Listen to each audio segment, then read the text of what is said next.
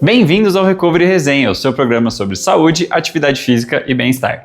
Eu serei seu apresentador, sou fisioterapeuta, especialista em esporte e vou trazer aqui convidados que irão contar suas histórias e vivências com atividade física e como ela pode melhorar o seu dia a dia. Nossa convidada de hoje é Manuela Lemos, médica endocrinologista, e a gente tirou muitas dúvidas com ela sobre diversos assuntos e vamos contar um pouquinho dessa história para vocês. Meu nome é Bruno Muniz, bem-vindos ao Recovery Resenha.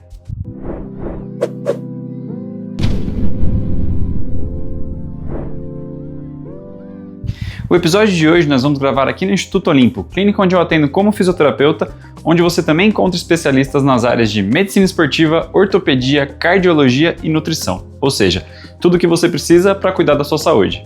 Então, bora pro episódio. Bem-vindos ao Recovery Resenha, o seu programa sobre saúde, atividade física e bem-estar. Estamos aqui hoje com Manuela Lemos. Tudo bem? Tudo bem, Bruno. Prazer você estar aqui, obrigado por ter aceitado o convite. Eu agradeço o convite, para mim é um prazer estar aqui com você hoje e vamos conversar bastante. Vamos trocar ideia, vamos tirar a dúvida dessa galera toda. Com certeza. Falar muito sobre endócrinos, sobre tudo que envolve isso, sobre saúde de todo mundo, que é o que a gente quer propagar aqui no Recovery Resenha. Mas antes de tudo isso, fiquei sabendo que é a primeira vez que você faz Recovery.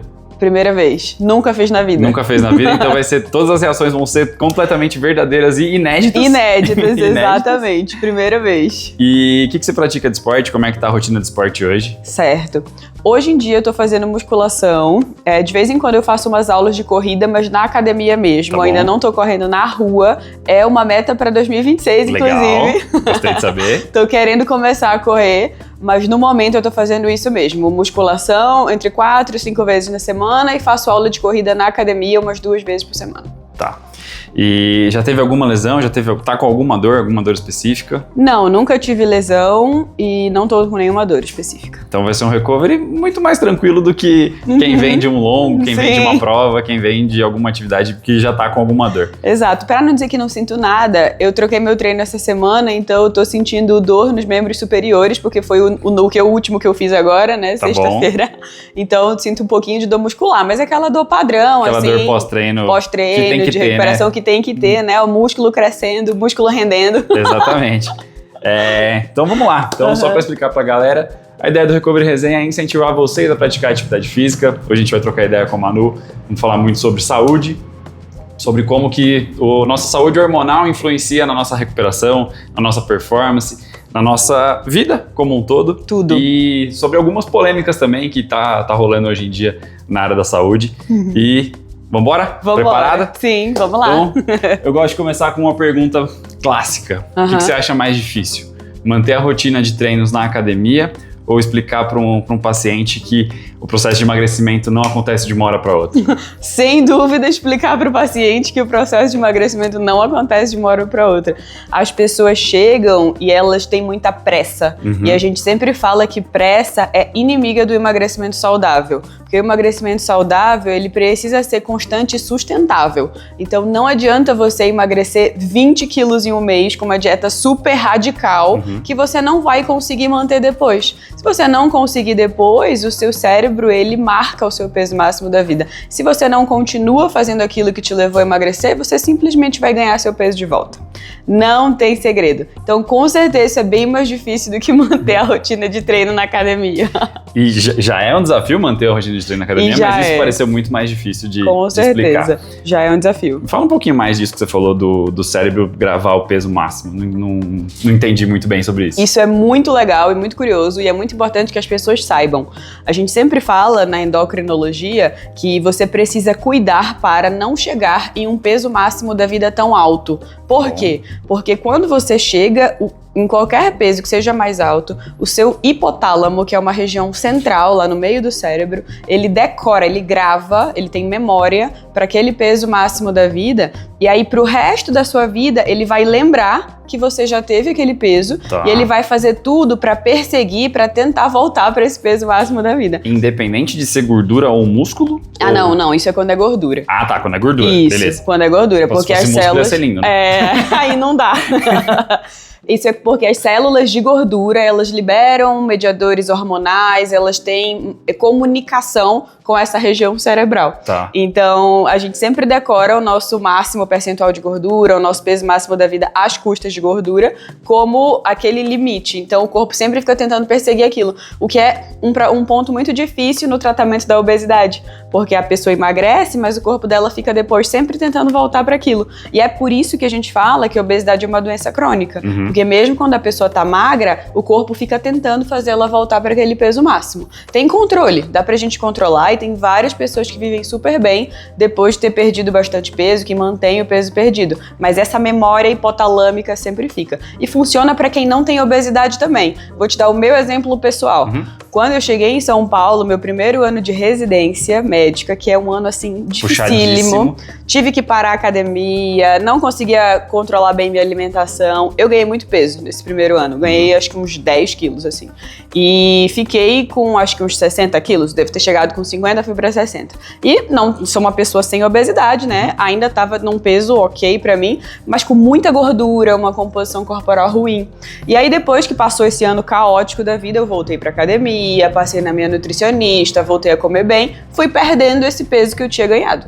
Só que hoje que eu voltei pro meu peso habitual, eu sinto essa tendência de reganho. Eu sempre percebo que se eu parar a academia um pouquinho, eu vou ganhando de novo.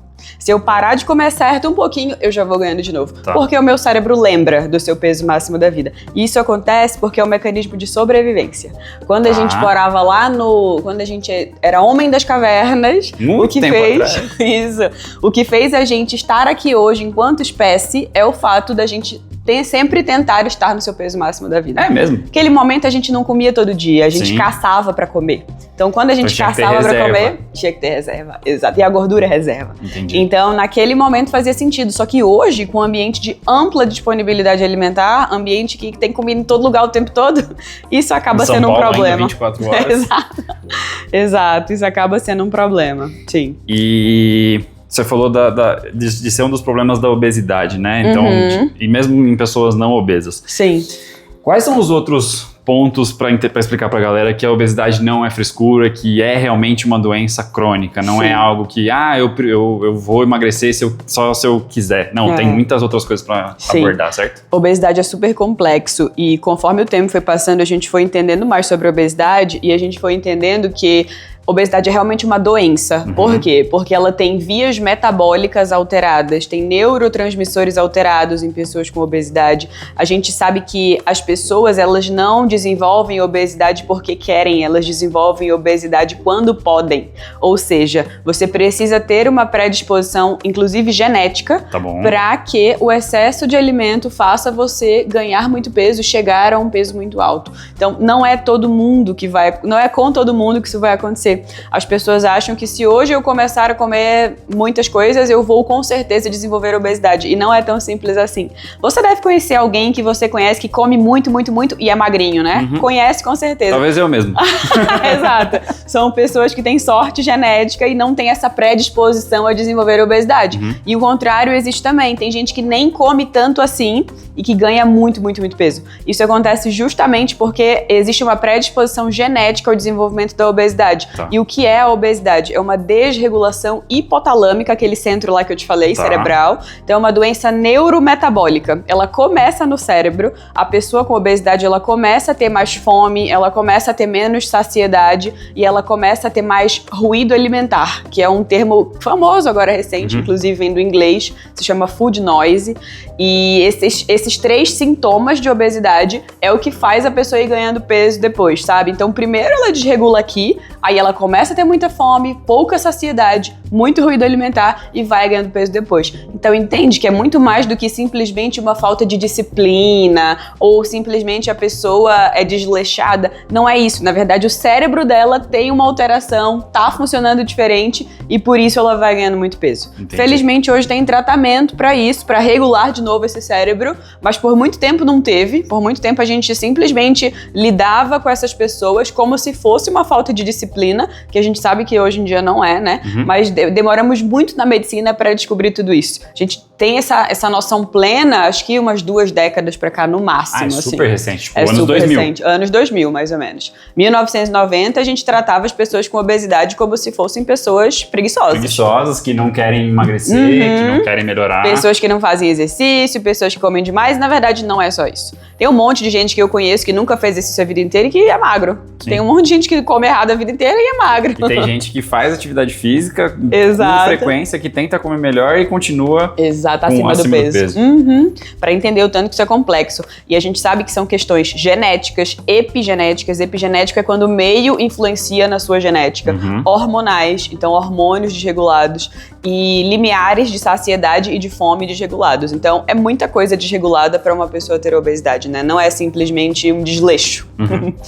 E como que você vê o exercício físico ajudando nesse controle da obesidade? Nossa, é fundamental. Eu sempre falo para as pessoas que não dá pra gente pensar em tratar a obesidade sem exercício físico. Inclusive, se eventualmente chega no meu consultório alguma pessoa que tem interesse em medicamentos anti-obesidade, tipo aqueles famosos Mounjaro, Ozempic. Vamos falar sobre isso daqui a pouquinho. E que não tá disposto a fazer exercício físico, eu não prescrevo. É mesmo? Eu não prescrevo a medicação, porque o exercício físico ele tem um papel crucial, um papel central no tratamento da obesidade, que é, ele ajuda aquela pessoa a proteger a sua massa magra no processo de emagrecimento. Tá bom. E isso é bem importante de explicar, porque o processo de emagrecimento, seja ele qual for, com remédio, sem remédio, com cirurgia bariátrica, só com dieta e exercício físico, qualquer processo de emagrecimento ameaça a massa magra. Quando você emagrece muito, você infelizmente não perde essa gordura, né? Você acaba perdendo um pouquinho. Seria lindo se fosse. Você perde um pouquinho de massa magra. E a única coisa que consegue proteger a sua massa magra, minimizar ao máximo essa perda, é o exercício físico. Então é inegociável. Realmente, exercício físico, se a pessoa não estiver disposta a fazer, eu combino com ela dela voltar num outro momento em que ela possa, pra gente iniciar esse tratamento num outro momento em que ela possa fazer atividade física, porque senão acaba perdendo massa magra e aí é ruim, atrapalha o metabolismo da pessoa. Com menos massa magra, o reganho de peso é muito maior. Então o exercício físico é fundamental. Não dá pra gente pensar em tratar a obesidade sem exercício. E tem outros pontos também. Por exemplo, a pessoa com obesidade, ela tem muito mais risco cardiovascular. E o que mais reduz risco cardiovascular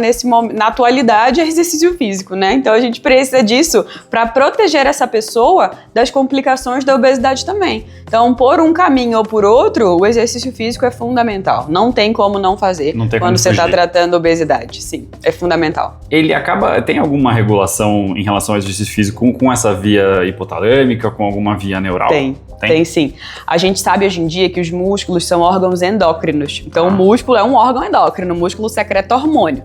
E os músculos, eles secretam vários hormônios que passam mensagens cerebrais, passam mensagens para o nosso cérebro. Exemplo, a irisina, que é um hormônio secretado pelo músculo, que ela tem essa ação central e ela ajuda a regular vias relacionadas a apetite, a saciedade, além de outras questões de saúde hormonal também. Então, tem sim essa comunicação, o fato de você estar estimulando sua musculatura, de você estar fazendo exercício físico, ajuda a ir contra essa fisiopatologia da doença da obesidade, sabe? É muito legal, ajuda muito. E aí acho que uma outra correlação que a gente pode fazer de exercício com outra doença, diabetes. Nossa, fundamental. Também é fundamental. De uma outra forma ou bem parecido com relação à obesidade? Diabetes e obesidade andam muito juntas, principalmente quando a gente fala de diabetes tipo 2, que é aquele diabetes da pessoa com obesidade geralmente, né? Dá pra até surgir sem, mas vem muito em associação. Então, isso que eu te expliquei sobre obesidade é verdade também pra pessoa com diabetes, só que a pessoa com diabetes, ela tem um benefício adicional do exercício físico, que é muito interessante, muito curioso. O músculo, ele atua como um sensibilizador da insulina.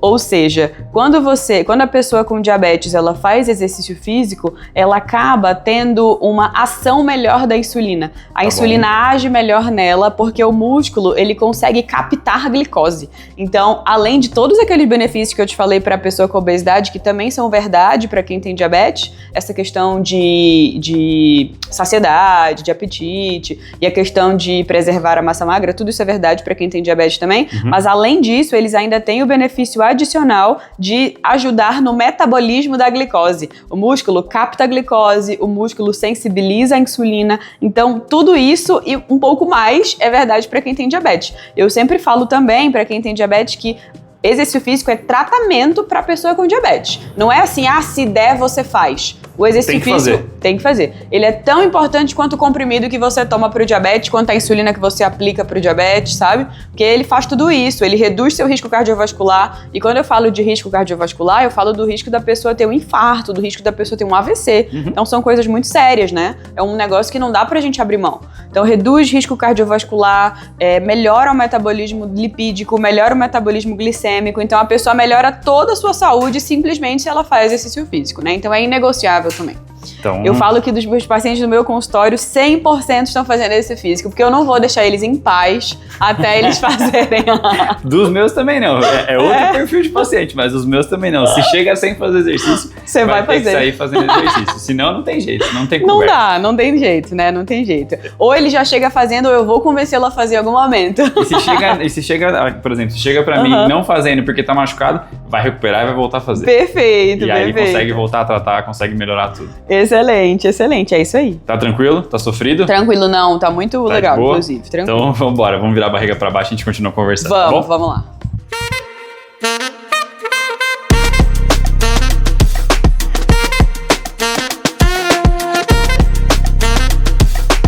Qual é o erro mais básico que nós corredores fazemos? Entendi. Em termos endócrinos, né? Em termos de saúde hormonal e tudo mais. Olha, eu vou te falar o que eu mais vejo. O que eu mais vejo é que aquela pessoa que ela já é atleta, que ela já corre, que ela tá muito bem aderente no exercício físico. O erro mais básico é não priorizar e não valorizar o sono. Eu vejo que os corredores, eles acordam muito cedo para correr e, eventualmente, eles dormem tarde. E essa redução das horas de sono é algo que prejudica muito o desempenho e nem todos os corredores, especialmente os amadores, têm essa noção. Eles acham que quanto mais eu treinar, quanto mais eu tiver ativo, quanto mais tempo eu tiver para isso, melhor. Só que o repouso, ele é absolutamente fundamental. É no sono que a gente consegue regular inúmeros hormônios que vão ajudar, inclusive, na performance, né? Então, se você me perguntar o que eu mais vejo os corredores fazendo errado nesse sentido é privação de sono. E privação crônica de sono. É aquela pessoa que ela tá assim há anos dormindo menos do que ela deveria e ela se acostumou com aquilo, ela acha que aquilo ali não interfere mais na saúde dela, mas interfere absolutamente. Então é o que eu mais vejo. Sem dúvida é o que eu mais vejo. E o que afeta em relação a hormônios, a falta de sono, o que afeta no ciclo hormonal? Eu vou começar com uma coisa que é básica. Aumenta peso. Tá bom.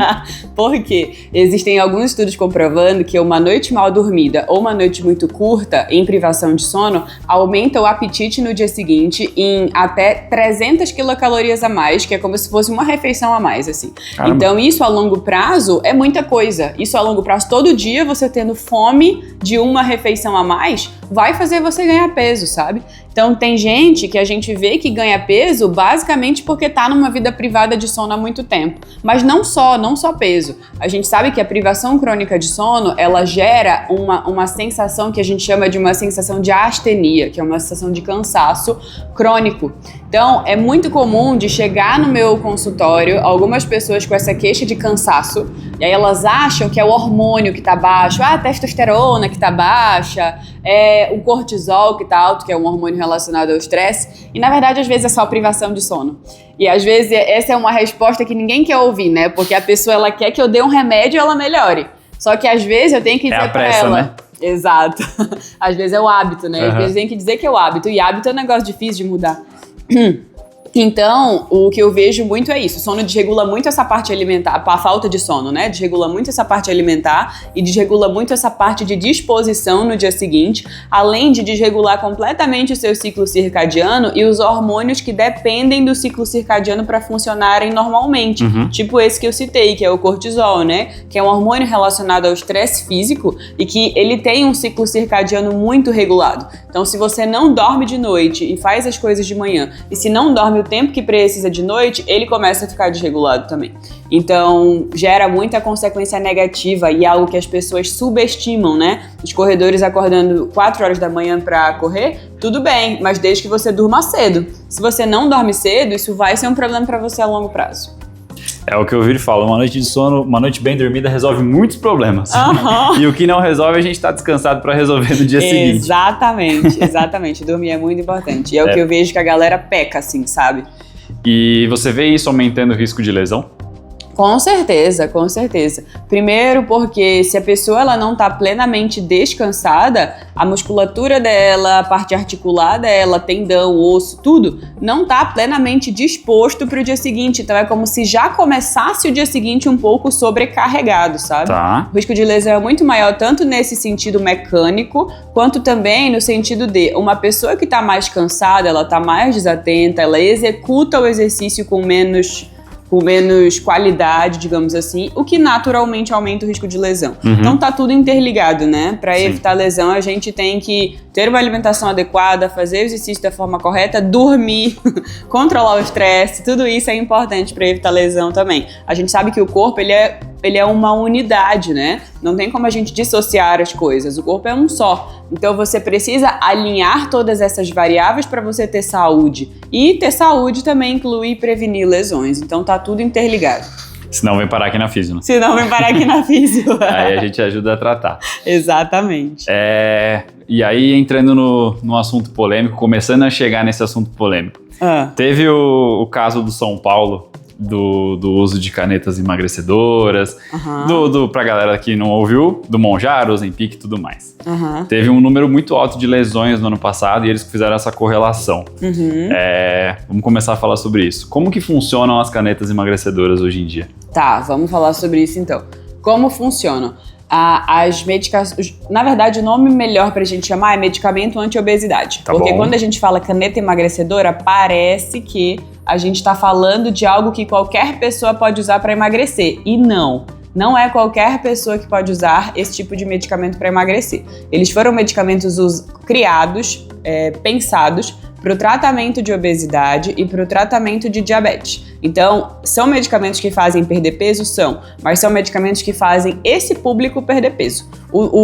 Demais pessoas não têm indicação e nem estudo que comprove segurança e eficácia em pessoas que não têm obesidade ou sobrepeso e pessoas que não têm diabetes. Então, faço esse disclaimer pra gente começar. Legal. Que o melhor nome para chamar é de medicamento anti-obesidade. E aí, como eles funcionam? Esses medicamentos, eles são revolucionários, porque são os primeiros medicamentos, a primeira classe de medicamentos que funciona justamente lá no cérebro, lá na raiz do problema da obesidade, como eu falei no início da nossa conversa. Então, o que eles fazem? Eles vão lá no cérebro, eles cruzam a barreira hematoencefálica e eles passam para o cérebro a mensagem que estava faltando, que é justamente aquela mensagem de essa pessoa não precisa ter tanta fome, essa pessoa pode regular o seu limiar de saciedade e essa pessoa não precisa pensar em comida o dia inteiro, ela não precisa ter esse ruído alimentar, ter esse food noise o dia inteiro. Então, através de mecanismos químicos, hormonais, moleculares, esses medicamentos eles conseguem passar essa mensagem para o cérebro e a partir disso, a partir de ter recebido essa mensagem, o cérebro dessa pessoa começa a se regular e começa a conseguir comer de uma forma adequada, sem exagero, sem muita fome, saciando-se no momento correto, sem pensar em comida o dia inteiro, que é algo que atrapalha muito as pessoas com obesidade. Então, eles agem na raiz do problema. Por isso, eles são tão bons, porque eles vão justamente corrigir aquilo ali que não estava funcionando legal. E o que são essas moléculas? Eles são análogos, ou seja, coisas muito parecidas, análogos de GLP-1 e de GIP, que são hormônios que a gente tem no nosso intestino. E esses hormônios intestinais, apesar de eles serem produzidos no intestino, eles agem no cérebro. E aí, agindo no cérebro, eles acabam passando essa mensagem que eu te falei. E aí, corrigindo, entre aspas, esse problema. O único ponto é que esses remédios, eles corrigem o problema temporariamente enquanto eles estão sendo utilizados. Então, se você para completamente o remédio, aquela desregulação volta, sabe? E é por isso que muita gente acha que tem efeito rebote, que se você usar esse remédio, você para e depois engorda o dobro. Isso não é uma verdade. Não é que não existe efeito rebote, a gente já comprovou que não existe efeito rebote de nenhum medicamento anti-obesidade, nem do Mounjaro, nem do Ozempic, nem do Wegovy, de nenhum desses, eles não dão efeito rebote. Só que o ponto é que eles não curam a doença. Então, você para de tratar, a doença vai se manifestar novamente, né? Tipo assim, não estava curado o problema. O problema estava controlado. Então, se você para de fazer tudo aquilo que estava controlando o problema, que era o remédio, o exercício, a dieta, se para tudo, o peso vai voltar, porque a doença está ali, a doença não foi curada. A doença simplesmente estava controlada. E agora que você parou todo o tratamento, ela está sob descontrole novamente. Aí o peso sobe. Então é isso, sabe? Esses são os novos medicamentos e medicamentos muito bons, muito modernos que a gente tem para tratar a obesidade, diabetes, sobrepeso. E como você falou, são revolucionários no tratamento disso, dessas doenças, né? Obesidade, diabetes e tudo mais. A gente vê muita gente usando sem ser recomendado, sem ter esse diagnóstico de obesidade, diabetes ou outros casos. Quais são os malefícios para essas pessoas que fazem o uso desses medicamentos sem a prescrição correta? Sim, tem bastante, inclusive. Primeiro de tudo, que a gente não tem comprovação de segurança para uso nessa população. Digamos que a população sem obesidade, sem diabetes, sem sobrepeso, não é seguro que elas utilizem essas medicações porque a gente nunca estudou essas populações. Então, a gente não tem estudo de segurança. Para qualquer remédio ser veiculado, antes ele precisa ter estudo de segurança. E a gente não tem nessa população. Segundo ponto, quando é uma pessoa que não tem excesso de gordura e que está usando essa medicação, ela vai ter uma perda de massa magra muito mais intensa do que a pessoa com obesidade. Digamos que a pessoa com obesidade ela tem um universo muito grande de gordura. Então, quando ela perde peso, ela perde muita gordura. A pessoa que não tem esse universo muito grande de gordura e que usa essas medicações só para perder 2 quilinhos, para ir na praia, para entrar no shape, essa pessoa ela acaba perdendo muita massa magra, porque ela não tem esse universo tão grande de gordura para o remédio agir. E quando ela perde massa magra, aí vem o risco de lesão que você falou.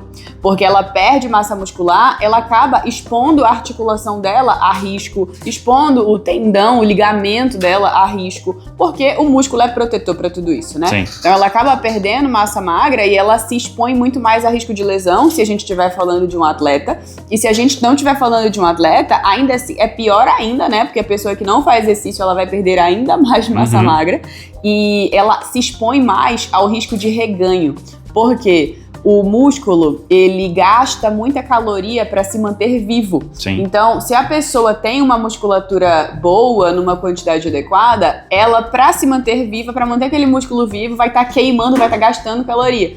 Enquanto que quando você perde músculo, você diminui muito a sua taxa metabólica basal, então você vai gastar pouquíssima caloria para se manter vivo. E isso facilita o reganho. Isso faz com que qualquer pouquinho de caloria a mais que você come vai fazer você ganhar peso de volta. Então é um emagrecimento que, além de não ser saudável, ele não é inteligente, sabe? Porque você vai emagrecer, você vai. A pessoa magra que usa essas medicações, ela vai emagrecer. Mas ela vai reganhar tudo depois com muito mais facilidade do que outras pessoas que realmente tinham indicação de usar. Porque ela perde muito mais de massa magra, sabe? Então é um problema, e é um problema sério. Eu não recomendo que pessoas sem obesidade, sem diabetes, sem sobrepeso utilizem essas medicações. E sem indicação também, né? E sem indicação, exato. Porque não tem segurança, a gente não tem estudo de segurança e porque ainda tem todos esses outros problemas de aumentar risco de lesão, de perder massa magra, então não é legal. São ótimos medicamentos, mas são medicamentos para quem precisa deles. E provavelmente foi por isso que aumentou as lesões lá nos atletas do São Paulo, né, naquela ocasião que você citou.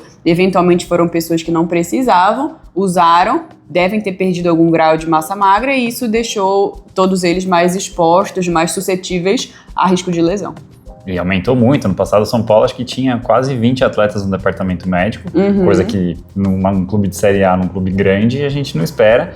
E lesões graves, lesões importantes. Então, não sei se dá para fazer uma correlação direta, mas que teve o uso, não vou falar indiscriminado, mas teve o uso que pode ter influenciado isso, faz muito sentido.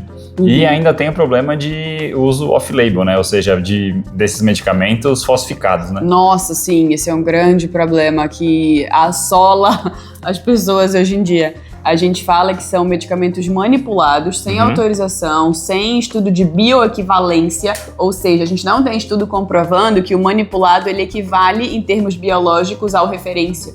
Até porque são medicamentos cujas patentes não foram quebradas ainda. Então é como se a fórmula fosse secreta, entre aspas, né? Não é algo amplamente divulgado. Então a farmácia de manipulação, ela tenta se aproximar, ela tenta fazer algo próximo ao remédio referência, mas a gente não tem estudo para garantir que ela consegue e que realmente aquilo ali vai ter o mesmo efeito do medicamento referência, sabe? Então existe muita gente que recebe até mesmo componentes intoxicantes, componentes tóxicos desses medicamentos manipulados. Então eu não recomendo que ninguém faça uso dessas medicações nas suas versões manipuladas e nem recomendo que use medicamento falsificado, importado da forma incorreta, sem garantia de manutenção de temperatura. O que tem de gente trazendo Monjaro na cueca no avião assim, não dá, sabe? Quanto é lugar. Exato, a gente tá falando de saúde, né? A gente não tá falando de nada menos importante do que simplesmente a sua saúde que te faz viver. Exatamente. Então assim, não dá pra usar um negócio falsificado. Beleza, você usar uma roupa falsificada, agora um medicamento... Isso não vai causar nenhum problema. Um medicamento falsificado não dá, né? Exatamente. Então, não usem falsificado e usem apenas com indicação médica. Exato. Beleza? Vamos virar a barriga pra cima e terminar fazendo a botinha, fechou? Vamos. Tá tranquilo. Muito legal. De boa.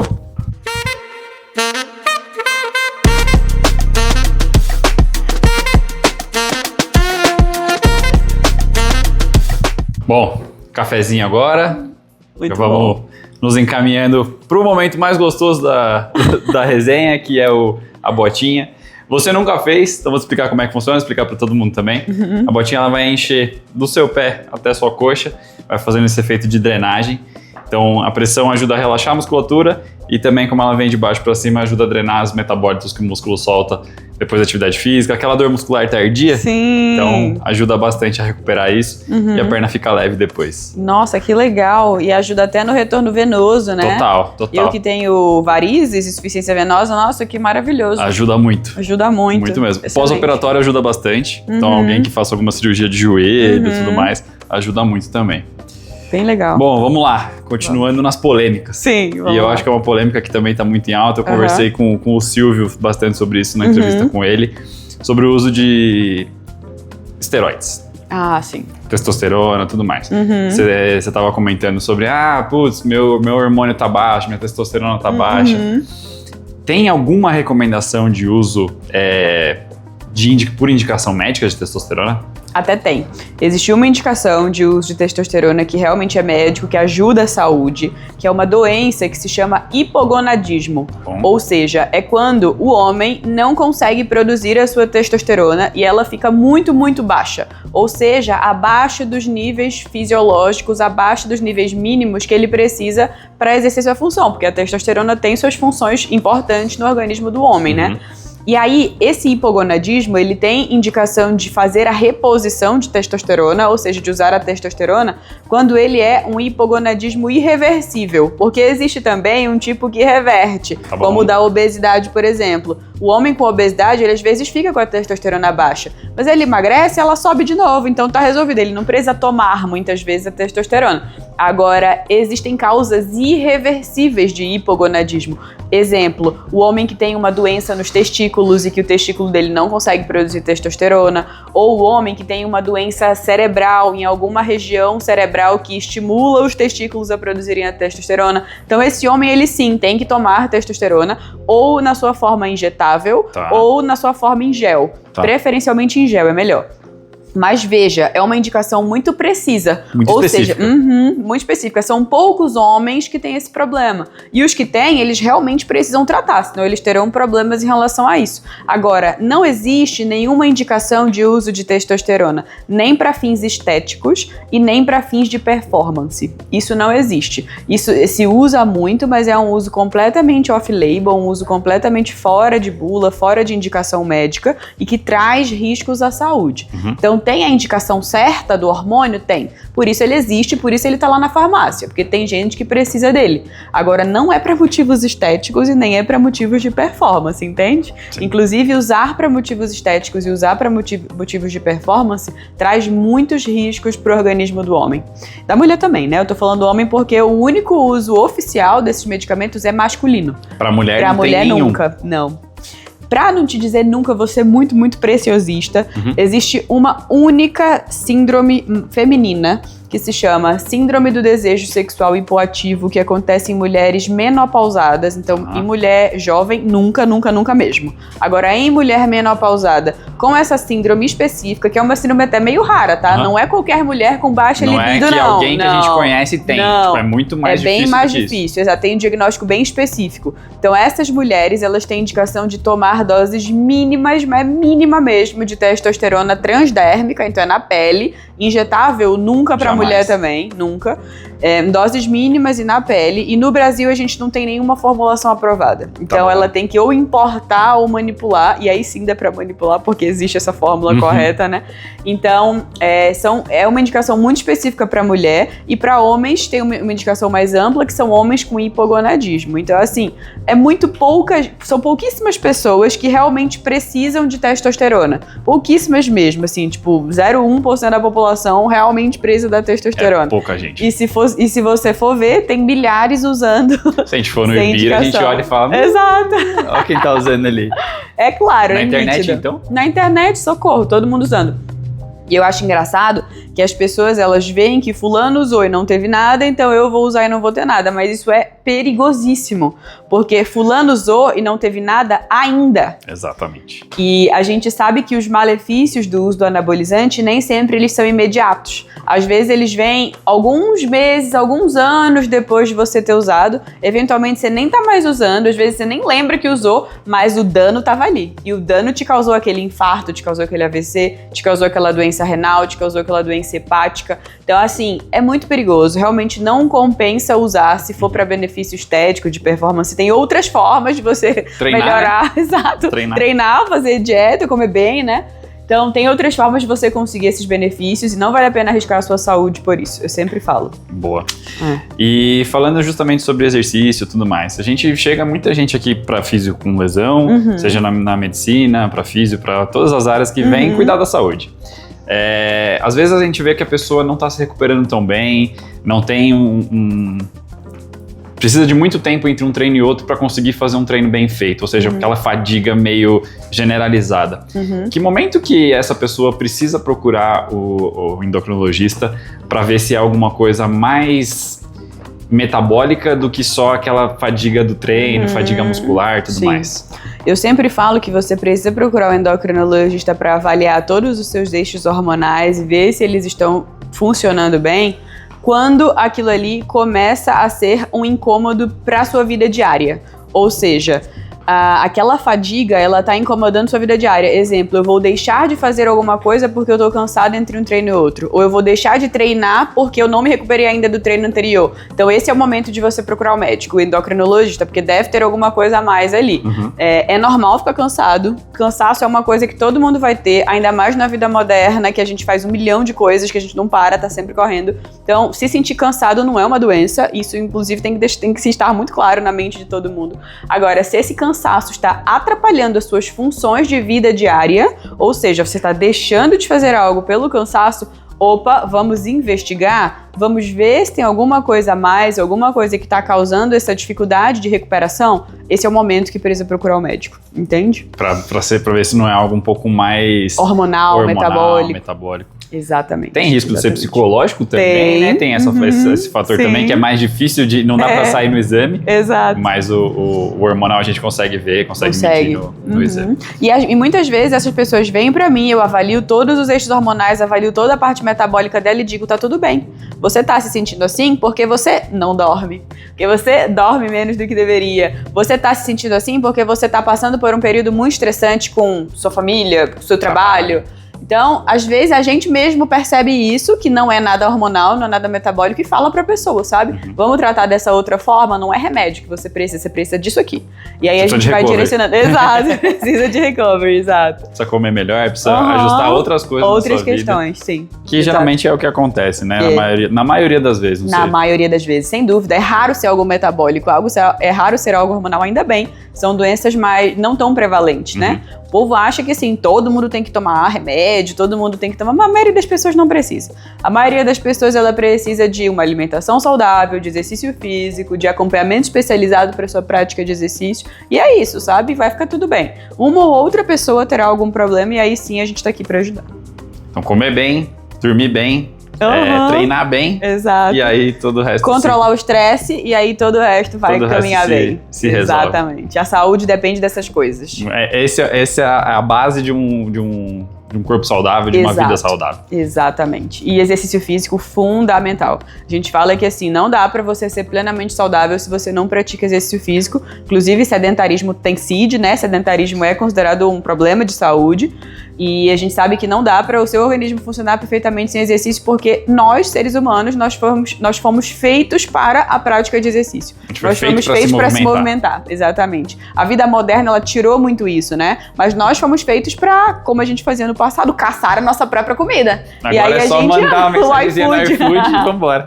Exato. Então, exercício físico é algo fundamental. A gente nasceu para se movimentar. Se a gente não se movimenta, é natural que o nosso organismo crie problemas, passe por problemas, né? Exatamente. Então é isso. Então a saúde depende dessas coisas. Muito bom, muito bom. Que resenha. Alguma pergunta, produção? Tudo certo? Curtiu? Muito bom, né? Pegaram todas as dicas aí em casa? Então, boa. Pra você, presentinho do Recovery Resenha. Obrigada! Adorei! Recovery Resenha, legal, vou usar. Camiseta, pode abrir, pode dar uma olhadinha.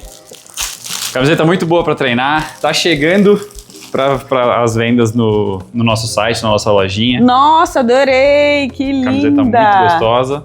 Tem um adesivo também. Olha aqui, ó. Health, Lifestyle, Sports. Amei.